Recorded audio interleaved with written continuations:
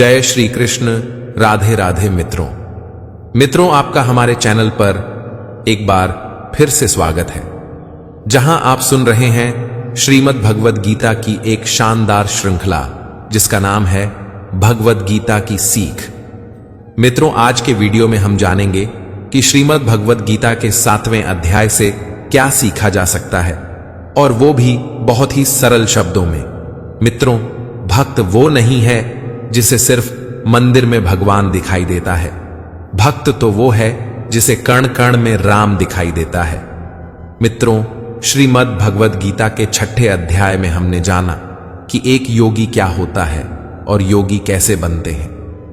श्रीमद् भगवद गीता के 7वें अध्याय में हम जानेंगे कि ईश्वर किस तरह से इस संसार को चलाते हैं, ईश्वर को कौन से भक्त अति प्रिय हैं, इंसान भगवान को क्यों नहीं जान पाता है और भगवान को कैसे प्राप्त किया जा सकता है। तो चलिए मित्रों, सुनते हैं श्रीमद् भगवद गीता का अध्याय 7।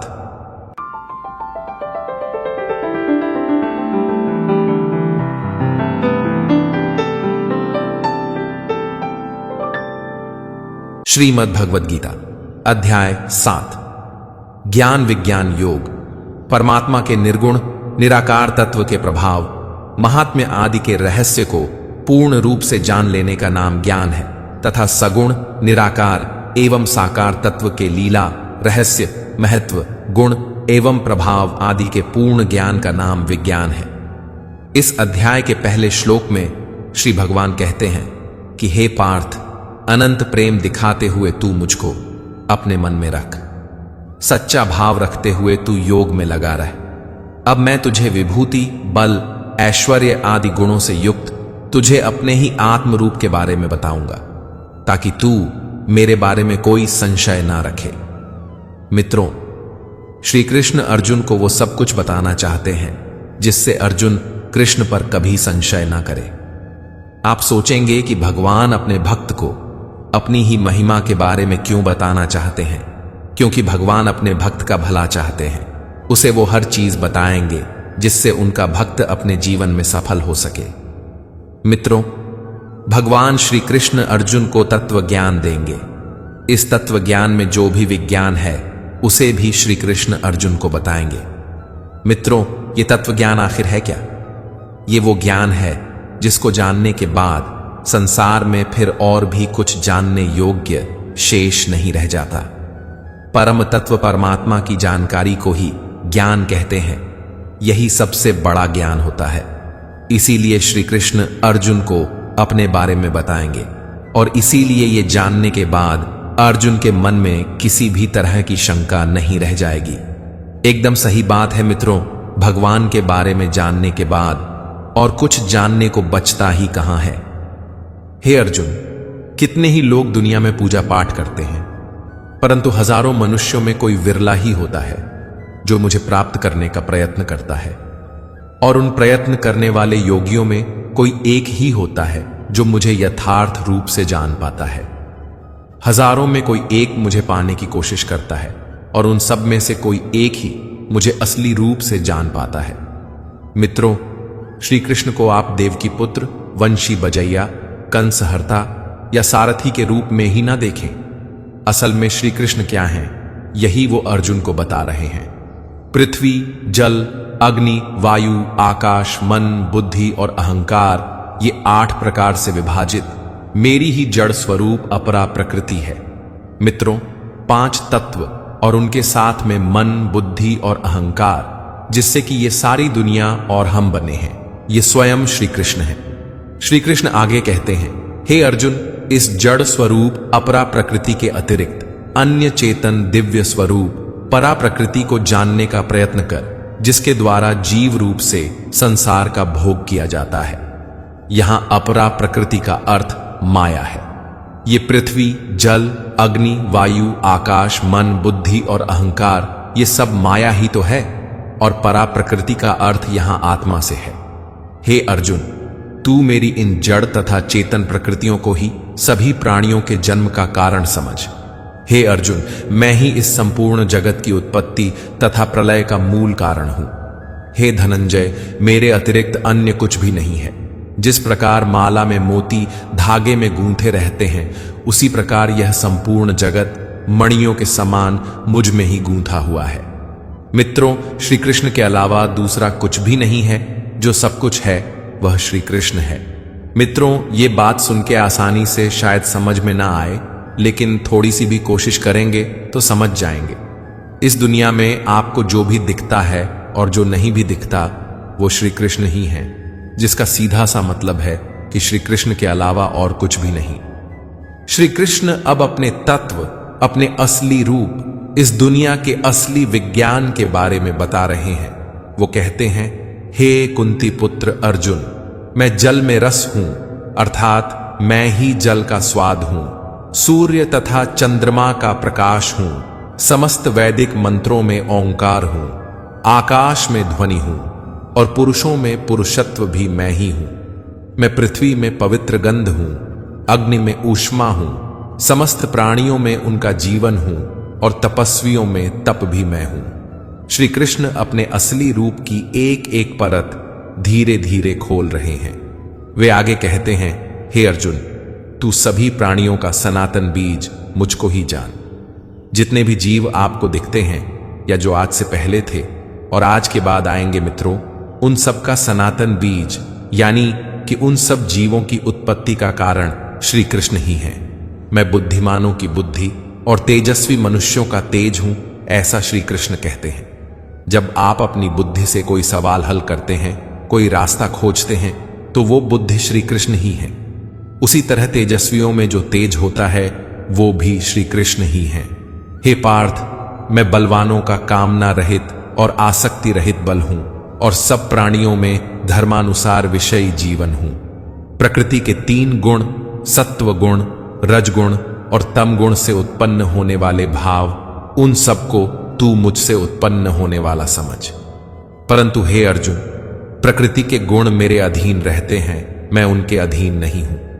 मित्रों, जो कोई भी काम होता है वो या तो सात्विक, राजसिक या तामसिक होता है। इन्हीं तीनों प्रकृतियों से, इन्हीं तीनों गुणों से ही ये सारी दुनिया मोहित होती है। लेकिन जो इन 3 गुणों से परे है वो हैं श्री कृष्ण।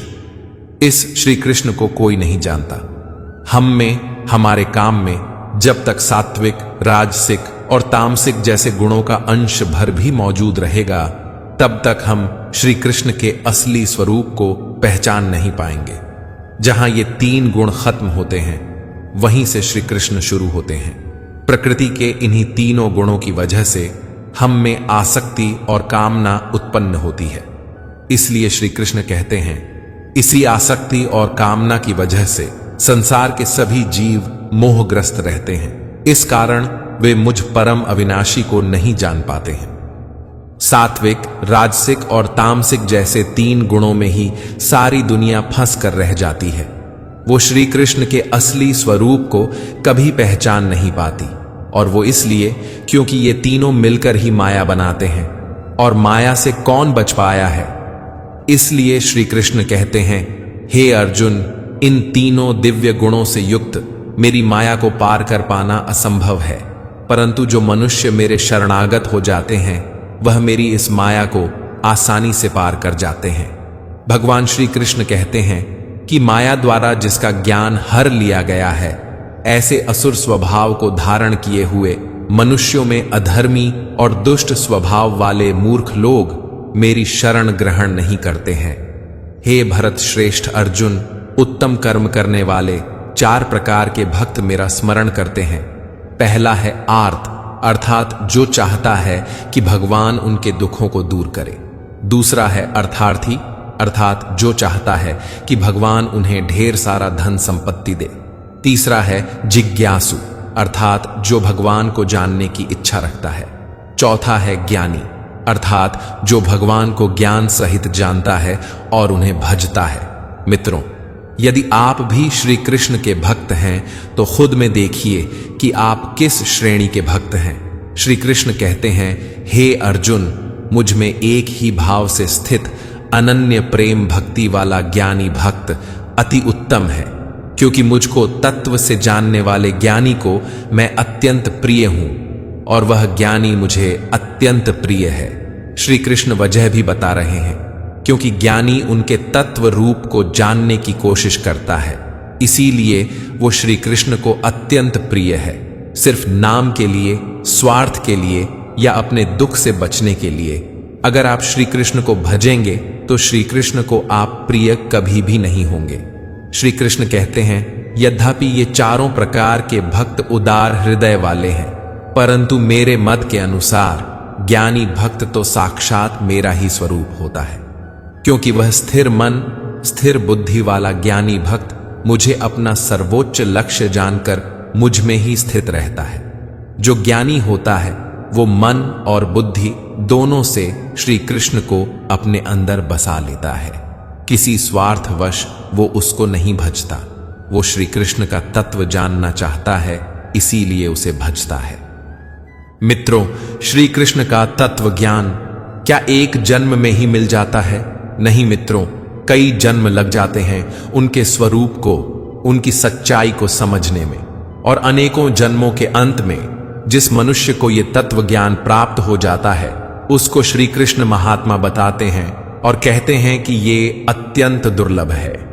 एक जन्म में अगर आप श्री कृष्ण को समझने की कोशिश करें मित्रों, और अगर वो समझ नहीं आया तो ये सिलसिला अगले जन्म में भी चलता है और अगले जन्म में भी। जो लगातार निरंतर अपनी कोशिश जारी रखता है वही सफल होता है श्री कृष्ण को समझने में। श्री कृष्ण कहते हैं, जिन मनुष्यों का ज्ञान सांसारिक कामनाओं के द्वारा नष्ट हो चुका है, वे लोग अपने अपने स्वभाव के अनुसार पूर्व जन्मों के अर्जित संस्कारों के कारण प्रकृति के नियमों के वश में होकर अन्य देवी देवताओं की शरण में जाते हैं। श्री कृष्ण ऐसे भक्तों के बारे में बता रहे हैं जो दूसरे देवी देवताओं की पूजा करते हैं। श्री कृष्ण कहते हैं, जो सकाम भक्त जिस देवी देवता के स्वरूप को श्रद्धा से पूजना चाहता है, उस भक्त की श्रद्धा को मैं उसी देवी देवता के प्रति स्थिर कर देता हूं। वह भक्त सांसारिक सुख की कामनाओं से श्रद्धा से युक्त होकर उन देवी देवताओं की पूजा आराधना करते हैं, और जब वो पूजा आराधना करते हैं तो उसकी जो भी कामनाएं हैं वह कामनाएं पूर्ण भी होती हैं। श्री कृष्ण बताते हैं, किंतु हे अर्जुन, वास्तव में यह सभी कामनाएं, इच्छाएं मेरे द्वारा ही पूरी की जाती है। जो जिसको भजेगा, जो जिसको पूजेगा, वह उसको प्राप्त होगा। जो श्री कृष्ण को छोड़कर दूसरे देवताओं की पूजा करना चाहते हैं, श्री कृष्ण उसका स्वागत करते हैं, लेकिन श्री कृष्ण साथ में चेतावनी भी दे रहे हैं कि देवताओं को पूजने वाले देवताओं को प्राप्त होते हैं, परंतु मेरे भक्त अंत में मेरे परम धाम को प्राप्त होते हैं। मित्रों, आप किसको भजते हैं ये निर्णय आपका है, उसका फल भी फिर उसी पर निर्भर करेगा। श्री कृष्ण कहते हैं, जो मुझे छोड़ अन्य देवी देवताओं की ही पूजा करते हैं, उनको उस पूजा से प्राप्त होने वाला वह फल क्षणिक होता है, और उस फल को भोगने के बाद उस फल का प्रभाव समाप्त हो जाता है। किंतु मेरा भक्त हमेशा के लिए मुझको ही प्राप्त होते हैं। श्री कृष्ण योगेश्वर हैं। महाभारत के समय वो शरीरधारी योगी थे। समझदार लोग श्री कृष्ण के अव्यक्त रूप को समझने की कोशिश करते हैं, लेकिन बुद्धिहीन पुरुष उनको मनुष्य मानते हैं। मित्रों, श्री कृष्ण को मनुष्य मानने की गलती मत कीजिएगा, क्योंकि अगर आप ऐसा करेंगे तो अपना समय और जीवन जाया करेंगे। असलियत किसी के मानने और न मानने से नहीं बदलती, और असलियत श्री कृष्ण का असली स्वरूप है, जो इस जगत के कण कण में मौजूद है, हर जीव में उनका अंश है। इसलिए श्री कृष्ण यहां कह रहे हैं कि बुद्धिहीन मनुष्य मुझ अप्रकट परमात्मा को मनुष्य की तरह जन्म लेने वाला और मरने वाला समझते हैं, इसलिए वह मेरे सर्वश्रेष्ठ अविनाशी स्वरूप के परम प्रभाव को नहीं समझ पाते हैं। हे अर्जुन, मैं सभी के लिए प्रकट नहीं हूं, क्योंकि मैं अपनी योग माया द्वारा आच्छादित रहता हूं, इसलिए यह मूर्ख मनुष्य मुझ अविनाशी परमात्मा को नहीं समझ पाते हैं। हे अर्जुन, मैं भूत, वर्तमान और भविष्य के सभी प्राणियों को जानता हूं, लेकिन वास्तविकता में मुझे कोई नहीं जानता। मित्रों, ऐसी क्या वजह है कि कोई भी मनुष्य श्री कृष्ण के असली स्वरूप को जान नहीं पाता है, वो इसलिए कि हम में से हर किसी में इच्छा और द्वेष से उत्पन्न मोह मौजूद है। ये मोह ही हमें अज्ञानी बनाता है। इसलिए हमें सबसे पहले इच्छा और द्वेष रूपी मोह को खत्म करना पड़ेगा, तभी हम श्री कृष्ण के असली स्वरूप को जान पाएंगे। निष्काम भाव से श्रेष्ठ कर्मों को करते हुए जिन पुरुषों का पाप नष्ट हो गया है, वे इच्छा से, द्वेष से पैदा हुए द्वंद्व से छूटकर मुझको सब प्रकार से भजते हैं। श्री कृष्ण ने ऐसे लोगों के बारे में बताया है जो अज्ञानता के चक्कर से निकलते हैं, जो दुनियादारी को छोड़ उससे ऊपर उठकर अपनी और ईश्वर की सच्चाई जानना चाहते हैं। ऐसा करने का सीधा सा रास्ता है निष्काम कर्म, जिससे कि पाप कटेंगे। पाप कटने से इच्छा और द्वेष जैसे भाव खत्म होने लगते हैं। इन भावों के खत्म होने पर मन में श्री कृष्ण का भाव आता है और फिर आप श्री कृष्ण को पाने के बहुत नजदीक पहुंच जाते हैं। जो मनुष्य मेरी शरण होकर वृद्धावस्था और मृत्यु से मुक्ति पाने की इच्छा करता है, ऐसा मनुष्य उस ब्रह्म को, परमात्मा को और उसके सभी कर्मों को पूरी तरह से जानते हैं। जो मनुष्य मुझे अधिभूत अर्थात संपूर्ण जगत का कर्ता, अधिदैव अर्थात संपूर्ण देवताओं का नियंत्रक तथा अधियज्ञ अर्थात संपूर्ण फलों का भोक्ता समझता है और जिसका मन निरंतर मुझ में स्थित रहता है, वह मनुष्य मृत्यु के समय में भी मुझे जानता है और मेरे परम धाम को प्राप्त होता है। इस प्रकार उपनिषद, ब्रह्म विद्या तथा योग शास्त्र रूप श्रीमद् भगवद गीता के श्री कृष्ण अर्जुन संवाद में ज्ञान विज्ञान योग नाम का 7वां अध्याय संपूर्ण हुआ।